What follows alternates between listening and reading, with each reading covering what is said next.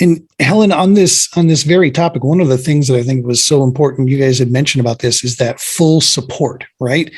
And not only do you guys do bonfires for the Purple Heart recipient veterans, but also their spouses. You've done retreats for the spouses. Talk about that. That is super cool. I mean, that's the lifeblood for most of these veterans, is the spousal support. Right. And I mean, one of the things that we talk about with them is, that example, when you get on an airplane and you're going through the speech about being prepared if something were to happen. And if you're traveling with a child, when the oxygen mask drops, you first put it on yourself and then on the person that you're assisting, the children or elderly. And the whole concept is if you're not breathing, then they're not going to breathe, right? Exactly. So that's kind of the premise of a lot of our spouse events. It's just giving them that chance to step back, rest and breathe a little bit.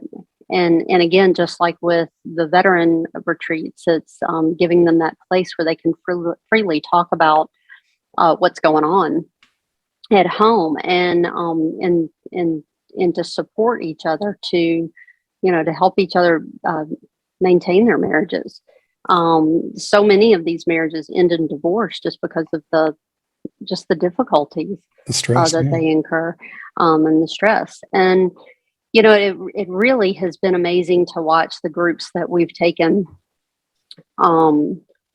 just bond. And but some of the things I wasn't prepared for was, for one, at the bonfire, we take them through the bonfire ceremony because we want them to understand why their spouses like to come back so much, and why they feel so comfortable at our events.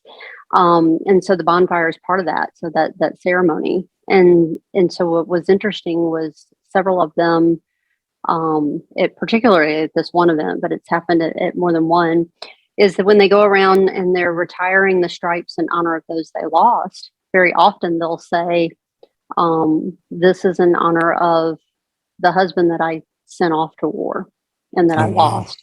Wow. They come back, they come back different. Every experience in your life changes you. And in particular, when you've been at war. So, we hear those kind of comments. I had one, she was completely terrified by the end of the weekend. She was happy to have been there and loved it, but she was really terrified at what she might find when she went home. Oh, geez. She was worried, because he had been going through a rough time and she had people checking in, but at the same time, she was just really worried of what she would find. And then several of them have talked about that, especially those that went through the service with their spouse, they're, because of, the positions and the ranks and whatnot, they don't feel comfortable having conversations about the difficulties that are happening at home with other spouses of active military. They're pretty much told to be quiet, don't talk about what happens at home, because they fear that it can affect their spouse's position. And so they learn to be really quiet.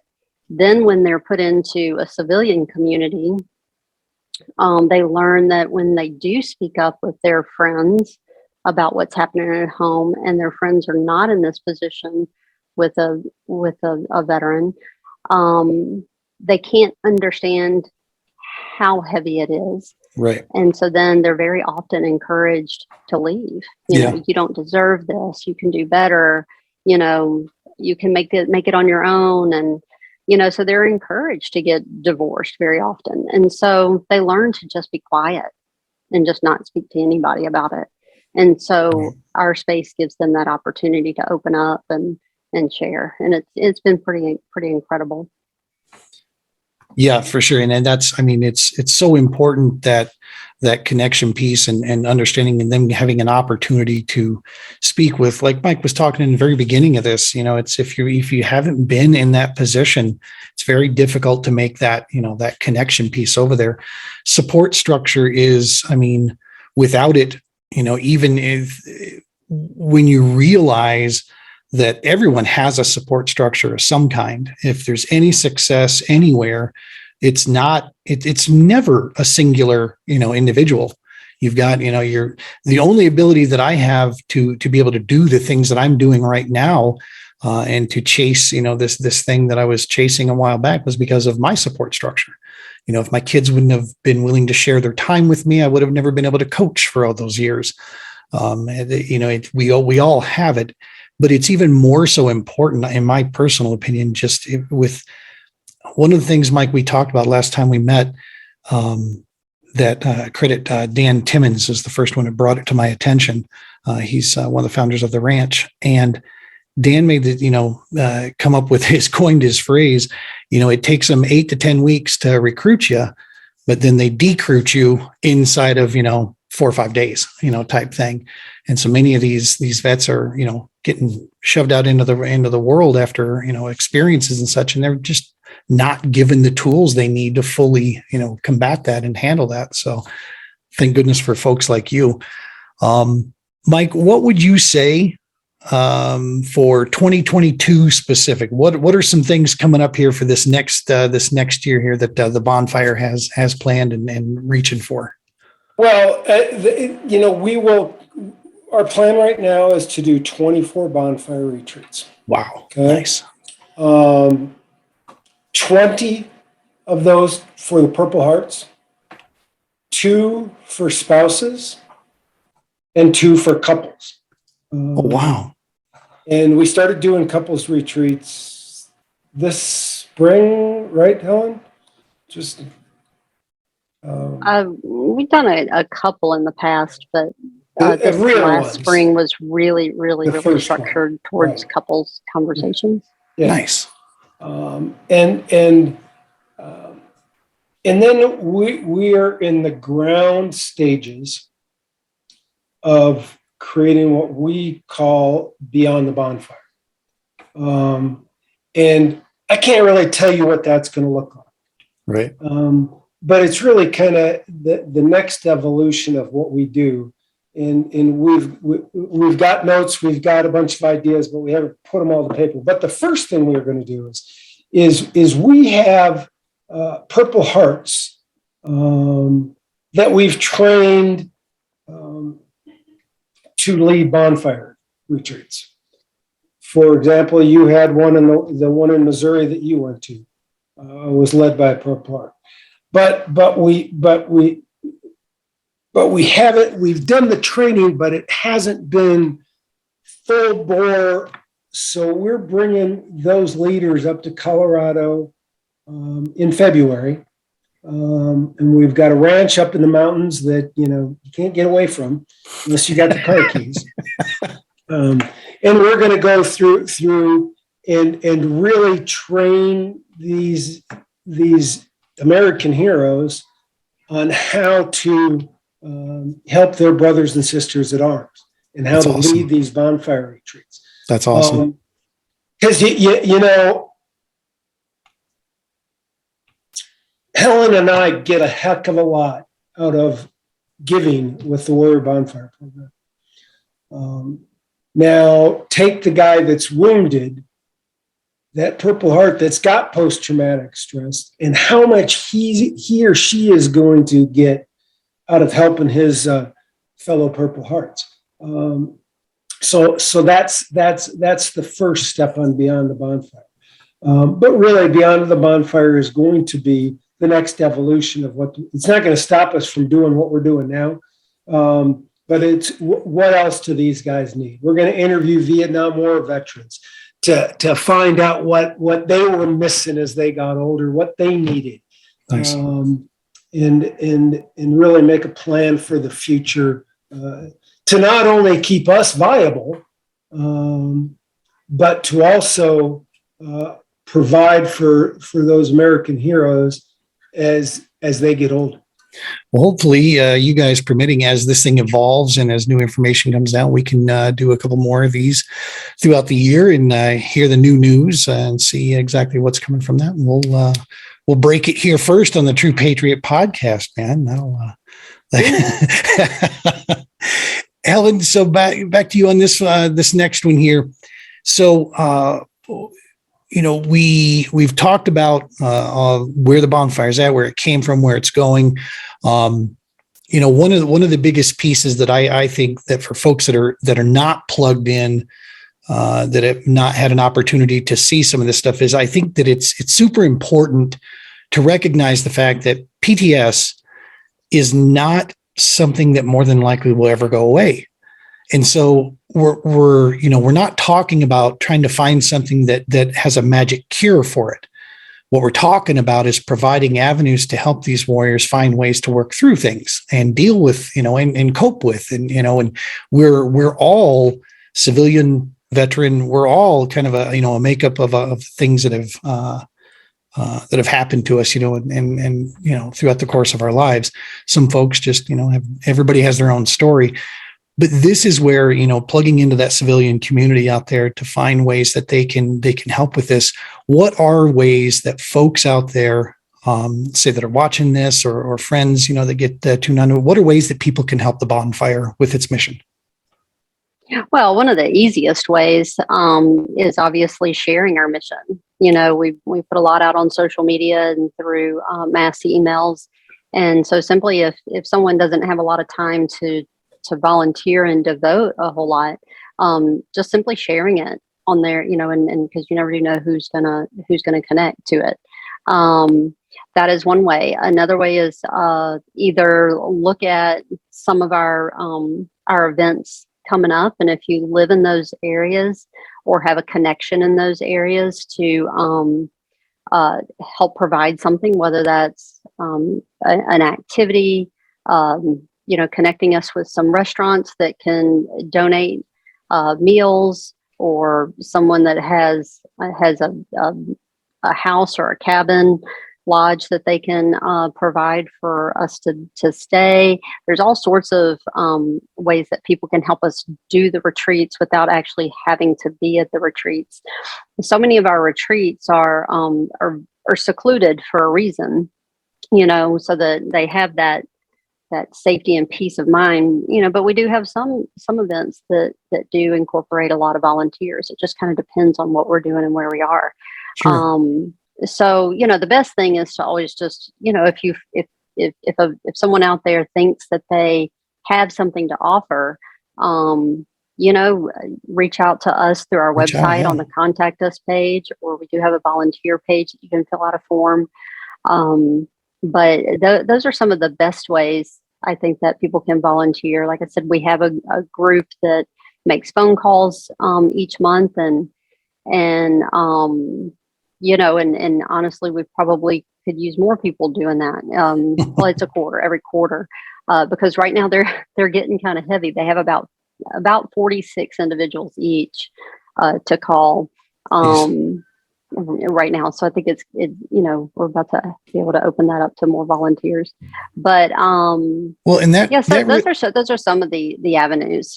That really speaks to one side that a lot of people don't think about, that in the fact that they think nonprofit, and I'm not sure where people's brains initially go to. But what's important to remember is that you're a business, and there are a ton of administrative things that have to get done.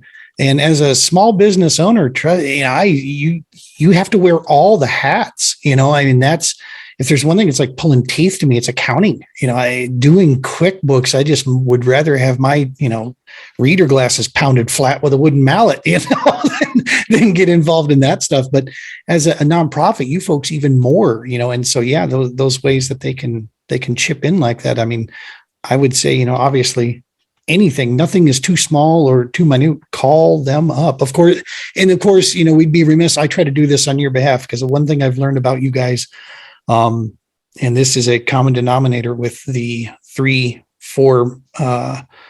nonprofits I work with, is one of the last things you folks ever bring up, which is the obvious one for most people. So I bring it up, donate. This stuff isn't cheap. Gas getting down the road, plane tickets, getting these vets in, food to make sure they have that, lodging. I mean, all these things, it costs money. It costs, time and energies and so forth. So I'll be the one on your behalf. There's a donate button at the warriorbonfire.org. That is another way. If time isn't in your schedule, you can certainly do that as well. Guys, I just if there's anything else you want to make sure to plug here, please let me know. Did we cover it pretty much all for you? I've got one thought. Okay. Yeah, absolutely. And then one correction. I'll give you the correction twice. Okay. It's warriorbonfireprogram.org. Was I saying something else? You left off the program. Oh, I did? Gotcha. Warriorbonfireprogram.org. Thank you. I want people to think about this, because this is what I'm going to tell you is a true story. Okay. Okay. Two young Marines. This was a number of years ago.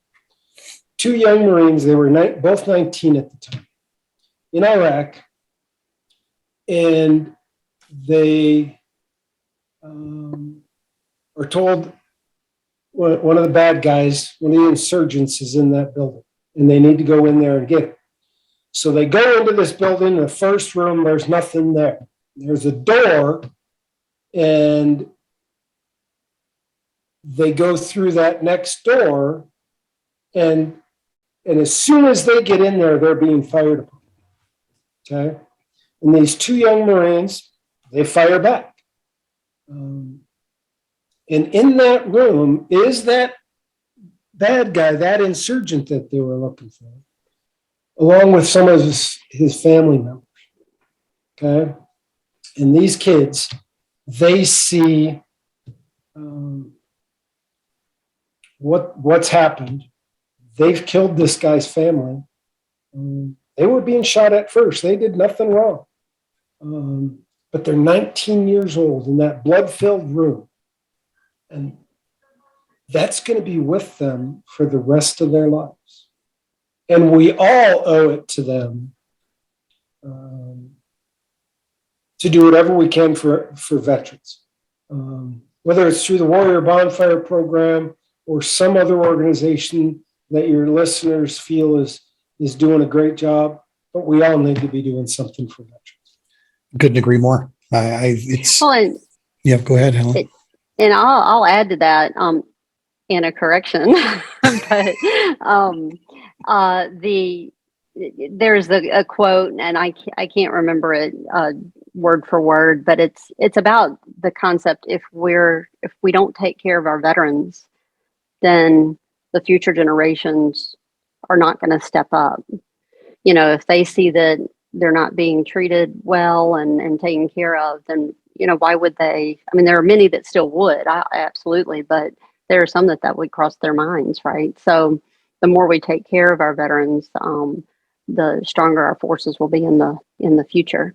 And then my other correction is we did get it fixed, that if you do go to warriorbonfire.org, it does work. It will take you right to the website.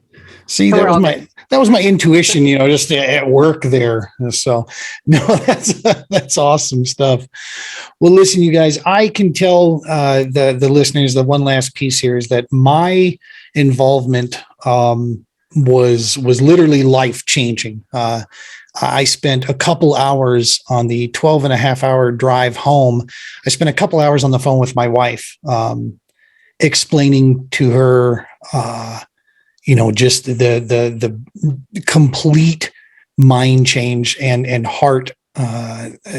It's difficult for me to put into words, but I can tell you my focus 100% moved into this mission. That small, my family and I can't thank you both enough for opening this up. And I am super stoked to see what 2022, I know we still have to sit down. We're going to go over schedules here and see where we can get, because I want to try to make sure we are involved as many times as we are permitted to do so, as long as the schedule allows. And you guys find a need for us there, we'll be happy to share our love for the outdoors and see if we can load these guys up with some fishing gear as well. That'll take some coordination, Helen. We'll have to figure that out, how in the heck we get this stuff to them, because I know taking fishing poles and stuff around on airplanes isn't so great. So we might have to work that out. But anyway, from all of us here, I just honestly, Mike, Helen, thank you guys so very, very much for coming on the show here.